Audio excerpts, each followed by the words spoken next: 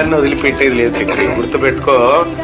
జైల్లో డిటెన్షన్ జైల్లో కూర్చొని జైలు తినొచ్చి కూర్చున్నాం, అర్థమైందా? మనకు జైలు కొత్త కాదు, బెయిల్ కొత్త కాదు, నీకే కొత్త హరీసావు, గుర్తుపెట్టుకో. ఓకే, ఒక బిడ్డ మీ దాంట్లోంచి ఎదిగి తను తింటున్న అన్నంలోంచి కొంత అన్నాన్ని పేదవాళ్ళకి దానం చేస్తా ఉంటే ఓర్చుకోలేకపోతా ఉన్నది మీ రాజ్యం.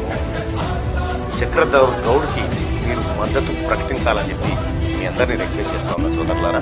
నిజంగా చక్రధర్ గౌడ్, ఎందుకంటే అతనికి చెప్పిన నువ్వు ఈ కార్యక్రమాలు చేస్తున్నావు, హరీష్ రావు అనేటువంటి వ్యక్తి అంత మామూలు వ్యక్తిగా చాలా డేంజర్ వ్యక్తి అని చెప్పిన క్లియర్ గా.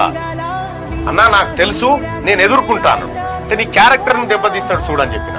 కరెక్ట్ గా అగో ఆడికి వచ్చిండు పాయింట్. ట్రాప్ చేస్తాడు, ఏం లేదు మనతో మనకు